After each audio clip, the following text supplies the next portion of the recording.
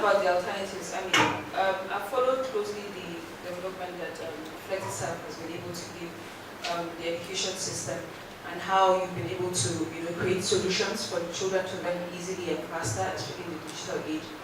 How do you think this can be tied into the Almajiri system? If we have Sangaya schools, like in Kano, 26,000 like we've heard, how do you think FlexiServe can come in to actually provide the solutions for the government? Good morning all. FlexiServe has been able to bring about software solutions, to be precise.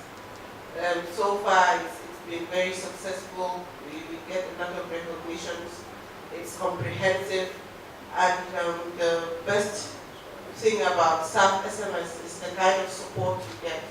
Usually with foreign software, you spend so much and you don't even get that kind of support. And apart from the on-site support we provide, we also have something we call the knowledge base that you can easily access to find like a first aid to your problems before you actually need somebody on your side. So coming to the Almajiri schools, there is this statement that change begins with me. So even when we were trying to vote for change in this country, there is this thing about change begins with me, change begins with me. In life generally, if you see something, whenever you embark on a course that you don't really believe in, you end up keeping it down. It falls at some point. It's just like a tree that has not been taken care of for a long time. It's not been watered. You find that the leaves wither. It takes a very strong tree to stand the whole season without any kind of intervention. I think I can say the same thing for the Almajiri system. Each one of us here has a responsibility to care from the deepest part of our hearts. Imagine yourself in a situation, when you evaluate something empathically, imagine yourself in a situation of these Boko Haram children. One day you wake up with mom and dad, and tomorrow you don't even have a sibling. Or if you have a sibling, you don't even know anything about them, or if you ever find them, and you're just as young as 7 years old. You have no choice but to grow up with this, cause for revenge in your heart. You grow up with so much remorse for even people that are not involved. So if this is the responsibility of the government, we really need to stand up as citizens and march forward and make them aware that, look, you're not alone in this. Every one of us has a role to play in this. And I mean every single one of us. We need to start educating our children from as young as 7 years old to start looking at this thing empathically and put themselves in the shoes of those Almajiri children. And there is this statement that an idle mind is the devil's workshop. I think I can relate to what he said about the terrorism that is tearing us apart, not only in Nigeria. But if these people are engaged properly, then the government comes in, bring their own part of the funding, and FlexiServe can play its own part, but by bringing in ICT. And when we have a large group that is being able to, we can cater for a large group with a very small venue.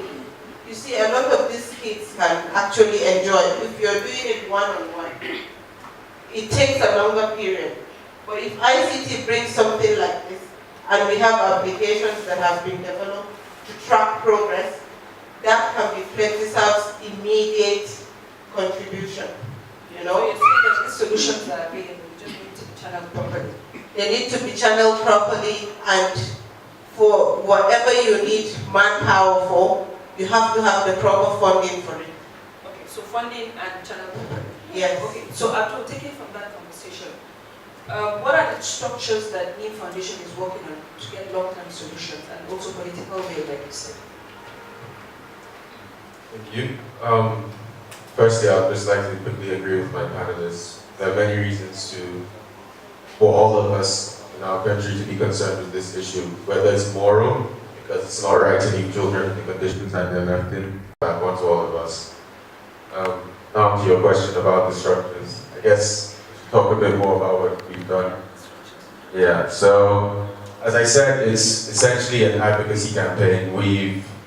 It's based in Kano. We chose to pilot it in Kano because that's the most populated state in northern Nigeria, and we've made advocacy visits to major stakeholders in Kano, including His Highness the Emir, the Kano State Executive Governor, the State House of Assembly, including community actors, because they can be just as influential in encouraging political will. So we had a sensitization meeting with Kannywood actors, advocating for Almajiri system reform through the House of Film and Entertainment industry. And but it's also important to include Almajiri and people related to Almajiri into the talks and solution as well. So we also had a focus group discussion with the parents of Almajiri and Almajiri children themselves and the teachers also. And some of the issues that they raised, we've taken into account and we would like to publish in some form. So those are some of the things you've done. Yes. Okay. And would you say that, have you been able to measure the impact? And has there been any immediate impact? Do you feel like there's going to be a change in the tide? Would you say the teachers are open?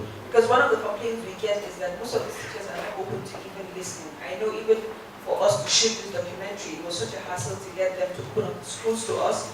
They're very protective of the system. So what would you tell us about what you've seen so far? Would you say the focus group has really helped you to see the real issues, and are they really open to change as it is? Well, I am hopeful personally, but I think we have to wait a bit longer to see the actual impact of our project personally. However, as you say, absolutely a lot of the teachers and community members are quite protective, which is why we have to be very delicate with how we approach this and not just seem like we're trying to force change. It has to be steady, and every stakeholder has to be on board with it. Some of the teachers, however, were accepting and willing, and I think that's where we need to focus our efforts, especially, so they can hopefully encourage others to also, yeah. So, Ghazali, let me come to you. Just like what Muhammad has said, right? This is an 800-year-old system, it's an 11th century-old system. What do you think are the core issues? Why are we still holding on to this? Is it sentimental? Why is this still? Because apart from those that are already on the streets, we also have parents that are still, as we are talking, ready to send their children out. So what are the issues? Why is there sentiments attached to this? Why are we not understanding that this is a failed system? Okay, and I believe we all understand the problem, and we all know the problem. The thing is that Almajiranci is a northern issue. That is the point. And then now, look at all these people involved in it, because, and I like to concentrate more on, the government. Now, the governor will come to contest. You go and look at his blueprint. You won't see any agenda on Almajiranci. The legislator will come and contest. You will go to National Assembly from the senators in the House of Reps. You will not find one senator with a legislative agenda on Almajiri. So, how can this change? There has to be an agenda. And without this will continue like this. So as on our side, the NGOs, the CSOs, I regard us as the top tier of government. And that is what we need to do now. What we need to do is, we need to push for an agenda, a legislative agenda on Almajiri, because we can't work alone. We have to work with the government to find a way out of it. I think this is because